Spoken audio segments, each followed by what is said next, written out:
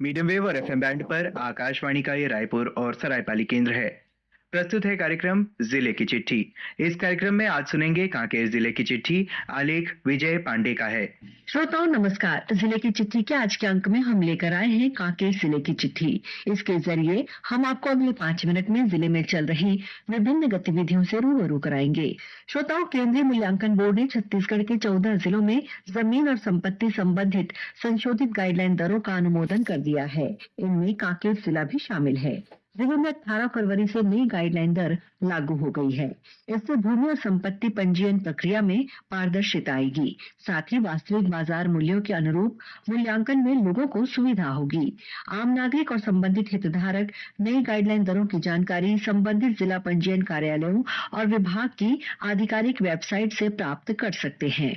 श्रोताओं, लोगों को बैंकिंग सुविधा का लाभ दिलाने के लिए जिले में 5 नई बैंक शाखाएं खोली जाएंगी। इनमें ग्राम कोड़े कुरसे में यस बैंक, ग्राम पंचायत नारायणपुर और देवगांव में फेडरल बैंक तथा छोटे बेठिया और भैंसासुर गांव में एयू स्मॉल फाइनेंस बैंक की शाखाएं शामिल हैं।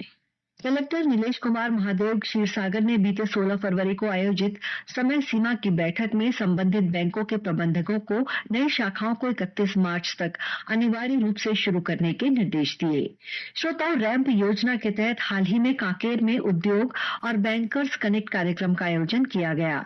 जिला व्यापार उद्योग केंद्र और बैंकों के सहयोग से आयोजित इस कार्यक्रम में जिले के सूक्ष्म, लघु और मध्यम उद्यमी, महिला उद्यमी और स्टार्टअप्स के हितग्राहियों ने हिस्सा लिया।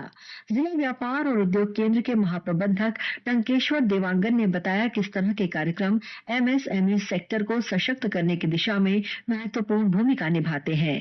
कार्यक्रम में अधिकारियों ने उद्यमियों को वित्तीय ऋण सुविधा और मुद्रा योजना की जानकारी दी।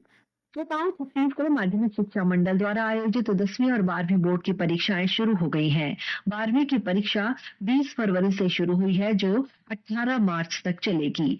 वहीं 21 फरवरी से शुरू हुई 10वीं की परीक्षा 13 मार्च को संपन्न होगी।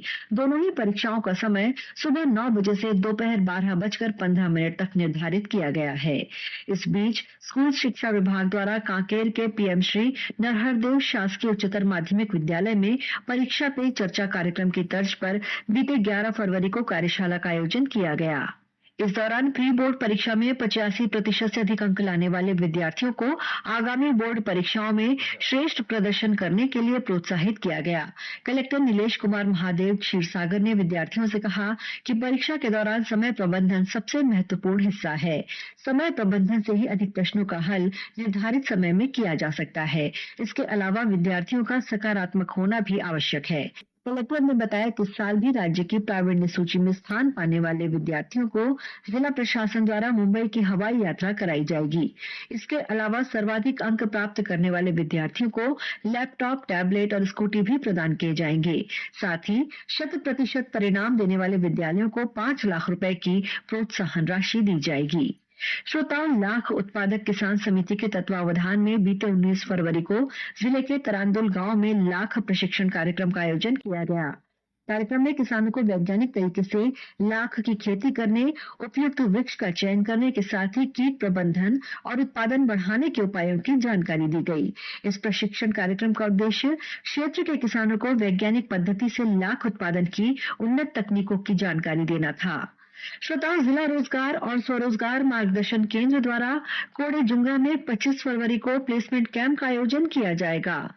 जिला रोजगार अधिकारी बीआर ठाकुर ने बताया कि सुबह 11 बजे से दोपहर 3 बजे तक आयोजित इस कैंप में निजी क्षेत्र के नियोजकों द्वारा 887 रिक्त पदों पर भर्ती की जाएगी।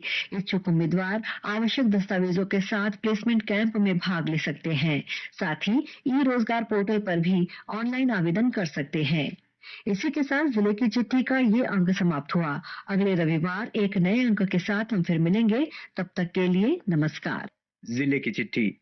इस कार्यक्रम में आप सुन रहे थे कांकेर जिले की चिट्ठी। आलेख विजय पांडे का था।